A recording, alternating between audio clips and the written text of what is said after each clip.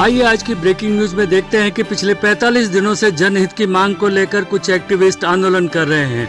क्या है उनकी मांगे, आइए। 45वां दिन 45वां हफ्ता। किसी जमाने में ये बोर्ड दिखाई देते थे जब सिनेमा घरों में पिक्चरें अपना कीर्तिमान स्थापित करती थी, लेकिन आज का परिदृश्य बदल गया है।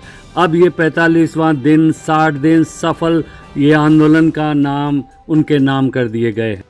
आरटीआई एक्टिविस्ट सुमित्रा नंदन और अधिवक्ता अशोक वर्मा अपनी कुछ मांगों को लेकर पिछले 45 दिनों से वसई विरार डीसीपी कार्यालय के बाहर धरने पर बैठे हुए हैं और उनका कहना है कि अब का जो वातावरण है चारों तरफ भ्रष्टाचार भ्रष्ट तंत्र बना हुआ है, जिसके चलते यहाँ से डीसीपी से लेकर सारे बड़े अधिकारी गुजरते हैं, हमें हिकारत की नज़र से देखते हैं और कभी आज तक पिछले 45 दिनों में एक बार भी उन्होंने बुला करके नहीं पूछा कि हमारी मांगे क्या है, जबकि लिखित में हमने सारे सबूतों के साथ इनको सारी चीज़ें दी हैं, फिर भी ये कुछ भी करने को तैयार नहीं है। आइए सुनते हैं क्या भ्रष्टाचार की उसमें इतनी अंधी हो चुकी है कि अपने वरिष्ठों के आदेश का भी पालन नहीं करते। एफआईआर हुई, उस पर कार्रवाई हो। वसई विरार में फैले भ्रष्टाचार के खिलाफ स्थानीय एक्टिविस्ट और आम नागरिकों ने एक छोटी सी रैली निकाल करके भी प्रशासन को ये बताने की कोशिश की, आवाज़ रेज की कि भ्रष्टाचार पर अंकुश लगे और जो उनकी मांगे हैं उनको माना जाए, कार्रवाई की जाए। यहाँ तक कि बापू की प्रतिमा का प्रतिबिंब भी बनाया गया और लोगों ने बहुत से नारों और तख्तियों के साथ आवाज़ बुलंद करने की कोशिश की, मगर इनका कहना है कि प्रशासन की कान पर जूं नहीं रेंग रही है। आइए जानते हैं इन लोगों से कि क्या कहना है इनका। आपका नाम जानना है। मैं अशोक वर्मा हूँ और पिछले 45 दिन से विभिन्न मुद्दों पे यहाँ पे आंदोलन कर रहा हूँ पुलिस और महानगर पालिका के भ्रष्टाचार में संगठित होने के खिलाफ। विभिन्न मुद्दे जैसे क्या हाईलाइट करेंगे, क्या है आपकी मांग, क्या है? मेरे प्रमुख 3 मुद्दे हैं अभी इस आंदोलन में, उसके अलावा और भी मुद्दे हैं लेकिन वो सेकेंडरी हैं। प्राइमरी 3 मुद्दे हैं। पहला मुद्दा एक है कि यहाँ पे महानगर पालिका बिना किसी कानून का पालन किए हुए लीगल बिल्डिंग्स को तोड़ देती है और उसके माल मत्ते को बिना किसी जब्ती पंचनामा रसीद दिए हुए चोरी करके लेके जाती है। जब उसमें हम एफआईआर दर्ज कराने जाते हैं तो पुलिस एफआईआर दर्ज करने से मना कर देती है और इस तरह ये दोनों मिल के इस वसई विरार को लूट रहे हैं और यहाँ पे कानून के राज को ख़त्म करते हुए जंगल राज को प्रस्थापित कर रहे हैं। इसलिए ये हमारा आंदोलन पहले मुद्दे के लिए। दूसरा मुद्दा हमारा ऐसा है कि यहाँ पे वसई वेस्ट में एक सर्वधर्मी दफन भूमि बनाई गई थी महानगर पालिका में। उसकी जो पैसा इन्वेस्ट लगाया गया था वो पब्लिक का टैक्स पेयर्स का पैसा था। 11 करोड़ रुपया खर्च करने के बावजूद महानगर पालिका ने किसी भी कानूनी प्रक्रिया का पालन नहीं किया और उसको लास्ट में उन्होंने अंडरटेकिंग देके तोड़ दिया। तो इसमें पब्लिक का पैसा बर्बाद हुआ और तत्कालीन जो एसपी थे गौरव सिंह जी आईपीएस थे, उन्होंने अपनी रिपोर्ट में पाया कि यहाँ घपला है। राइटिंग में हमारे पास रिपोर्ट मौजूद है, फिर भी पुलिस एफआईआर दर्ज करने से मना कर रही है क्योंकि जो भी करप्शन हो रहा है महानगर पालिका के अधिकारी और पुलिस की मिली भगत से हो रहा है। इसीलिए दोनों मिल बांट के खा रहे हैं और कानून के राज को ख़त्म कर रहे हैं। तीसरा हमारा मुद्दा ये है कि 2016 में आनंद नगर में Vasai road railway station platform number 1 के बाजू में एक बहुत बड़ा गटर कोलैप्स हुआ था जिसमें 18 लोग गिरे थे और जख्मी हुए थे।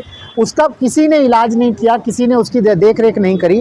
रेलवे महानगर पालिका ऊपर जवाबदारी डाल रही थी, महानगर पालिका रेलवे के ऊपर डाल रही थी। मेरे घर का उसमें कोई डैमेज नहीं था, कोई नुकसान नहीं किसी को आता, लेकिन एक दूसरे के ऊपर जवाबदारी डाल रहे थे। ये बात देखने के बाद हमने उसमें आंदोलन किया। एक एफआईआर दर्ज हुई 142/2016 मानिकपुर पुलिस स्टेशन में, लेकिन 2016 के बाद से आज तक उसको भी ठंडे बस्ते में डाला गया महानगर पालिका के अधिकारियों और कर्मचारियों के दबाव में और पैसे की संगनमत की वजह से। और आज उसमें हमको ये बताया जा रहा है कि आवर्ग समरी फाइल हो चुकी है। ये मैटर आप रिकॉर्ड है, उसमें एक्यूज्ड आइडेंटिफाई हो सकते थे और मैंने बताया भी था, उनको क्वेश्चनरी भी दी थी। उसके अलावा उन्होंने हमें यहाँ के जो तत्कालीन कमिश्नर थे श्री दाते साहब ने हमको बोला था कि इसमें आवर्ग समरी नहीं फाइल की जाएगी और इसकी जांच जारी रखेगी, चार्जशीट फाइल होगी। और इस तरह का लेटर डीसीपी जोन 2 तत्कालीन DCP zone 2 mister Sanjay Patil ने हमको लिखित में दिया था कि इस मैटर में आवर्ग समरी नहीं होगी, जांच जारी रखने का आदेश दिया जा चुका है। लेकिन फिर भी मानिकपुर पुलिस स्टेशन ने पैसे के संगनमत पे उसमें आवर्ग समरी डाली है। या तो वो लेटर फर्जी है जो डीसीपी जोन 2 ने हमको इशू किया था, या फिर महानगर पालिका पैसे के भ्रष्टाचार के उसमें इतनी अंधी हो चुकी है कि अपने वरिष्ठों के आदेश का भी पालन नहीं करती है। तो आपका कहना है कि अपर लेवल से, डीसीपी लेवल से ऑर्डर इशू हो चुके थे कि एफआईआर वगैरह इस तरीके से कार्रवाई की जाए? हाँ, बहुत सारे, एक में आईपीएस खुद मान रहे हैं एक मैटर में कि इसमें गुनाह हुआ है, घोटाला हुआ है, घपला हुआ है, फिर भी एफआईआर नहीं दर्ज करेंगे। जिसमें एफआईआर दर्ज हुई तीसरे मैटर में, उस मैटर में ऊपर से हो गया कि जांच जारी रखी जाएगी, फिर यहाँ डिनाई कर दिया जाता है, जांच बंद कर दी गई चुपचाप उनको बिना बताए। तो हमने उस पर भी कंप्लेंट दी है। तो पहले हमने सुना था कि कानून सिर्फ अंधा होता है, लेकिन ये जो पुलिस डिपार्टमेंट है, यहाँ पुलिस डिपार्टमेंट और महानगर पालिका के अधिकारी इंजीनियर ही अब कानून को अंधा, बहरा और गूंगा बना रहे हैं। गूंगा इसलिए मैं कह रहा हूँ कि हमारे किसी भी लेटर का जवाब अब नहीं दिया जाता है। एक तरफ बोलते हैं कि हमने सभी प्रक्रिया का पालन किया है, मेरे पास डॉक्यूमेंट है, जब हम उनसे राइटिंग में बोलते हैं कि डॉक्यूमेंट है आप दे दो मेरे को, तो देते नहीं है। फिर हमारे मित्र सुमित्रा नंदन जी आरटीआई में जो है एप्लीकेशन देते हैं, 1 महीना के लगभग होने को आ रहा है, उन्होंने अब तक कोई रिप्लाई नहीं दिया है। तो अब जो है कानून को इन लोग ने गूंगा बना दिया, गूंगा, वो बोल नहीं सकता है। हम कोई लेटर देते कोई जवाब नहीं आता है, खाली इतना बाहर चल रहा है कि महानगर पालिका अगर कंप्लेन देगी तो एफआईआर दर्ज करेंगे। ये तो मजाक बना दिया इन्होंने कानून में। और ये इसलिए हो रहा है कि भ्रष्टाचार जो हो रहा है, जो हिटलरशाही हो रही है, इसका पैसा यहाँ से होके मंत्री तक जा बट रहा है। इसलिए कोई आंदोलन का दखल नहीं ले रहा है। 45 दिन हो गया है, किसी भी अधिकारी ने आके बात करने की कोशिश नहीं की कि भाई आपकी एफआईआर हम क्यों नहीं लिख रहे हैं, या लिखना भी चाहते हैं कि नहीं लिखना चाहते हैं, या हम ही सर्वस्व हैं, हम ही हिटलर हैं, हम ही प्रधानमंत्री, हम ही राष्ट्रपति हैं। कुछ भी मतलब पड़ा नहीं है। हाँ, हम ब्रह्मास्त्र की शैली में चल रहा है प्रशासन, ये रिवेंज ले रहे हैं। तो ना तो हमको मंडप की परमिशन दी जा रही है, ना हमको यहाँ स्पीकर की परमिशन दी जा रही है, हमको खुले में ज़मीन पे चटाई पे बैठने को हम मजबूर हैं।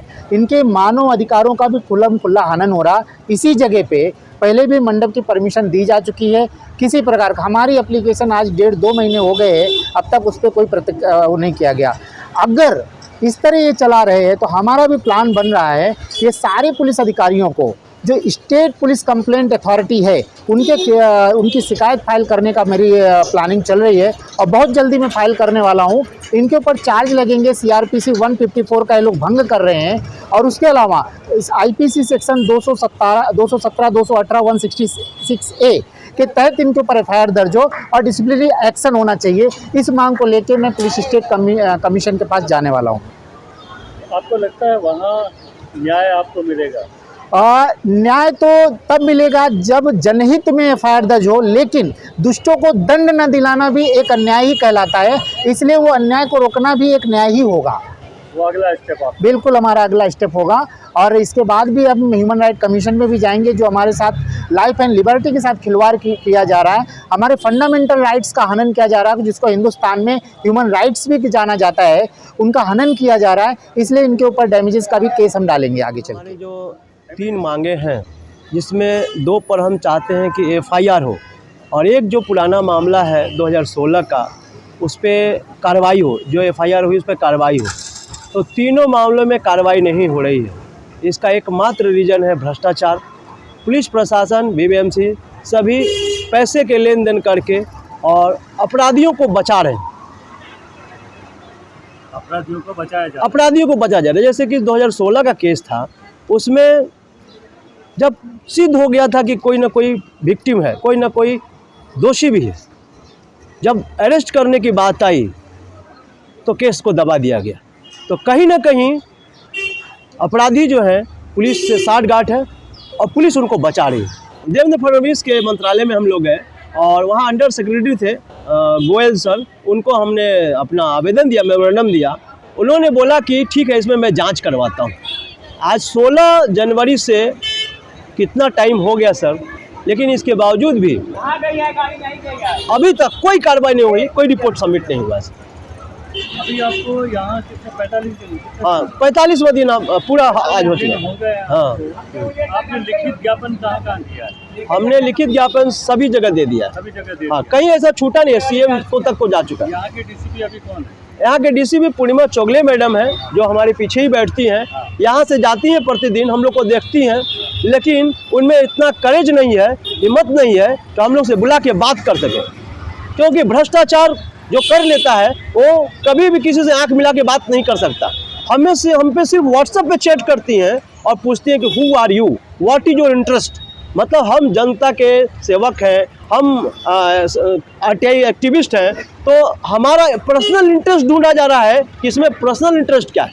क्या हम जनता के सेवा के लिए, कोई जन कल्याण के लिए आंदोलन नहीं कर सकते, बैठ नहीं सकते, बीबीएमसी से और पुलिस प्रशासन सवाल नहीं पूछ सकते? तो आज 45 दिन से यहाँ के डीसीपी कार्यालय के हर कर्मचारी आपको देख के यहाँ से गुजरता है, आपको देखता है। डीसीपी को भी पता है कि आप 45 दिन से यहाँ बैठे हो। यस 100%। आपकी मांगे भी उनका राइटिंग में पहुँच गई। यस फिर भी कुछ नहीं हो रहा है। फिर भी कुछ। क्या आप कहेंगे, क्या कहेंगे? स्पष्ट है, पैसा लेके बैठ गए हैं, पैसा लेके बैठ 100% पैसा लेके बैठ गए। आरोप है। हाँ। तो अब इसके बाद में आपको दिख रहा है 45 दिन हो गए और 45 दिन हो जाएंगे। क्या इसके आगे का स्टेप क्या लिया? देखिए, आंदोलन हम लोगों ने जब स्टार्ट किया है तो हम लोग इसको फिनिश करेंगे, बीच में कभी भी छोड़ेंगे नहीं। हमने राजू माने जी ने मुझे 2-3 बार बुलाया और बोला कि आंदोलन ख़त्म कर दीजिए। वो हम लोग को बताते हैं सीआरपीसी धारा 153(6) और हम उनको बताते हैं सीआरपीसी 154। लेकिन 154 राजू माने इस कानून को नहीं मानते, संविधान को नहीं मानते, सीआरपीसी कुछ नहीं मानते। कौन है राजू? राजू माने मणिपुर के पीआई है। बार बार वो मिसलीड करने की कोशिश करते हैं। वो चाहते हैं कि हम कोर्ट में चले जाएं और वो अच्छी तरह जानते हैं कि कोर्ट में जाने के बाद मामला सड़ जाएगा, कुछ कार्रवाई होने वाली नहीं है, इसलिए हम लोग को मिसलीड करके कोर्ट भेजना चाहते हैं। आज कोर्ट में कितने मामले लंबित है 153(6) के, हमारे पास सैकड़ों उदाहरण है इसके। सिर्फ मिसलीड किया जा रहा है।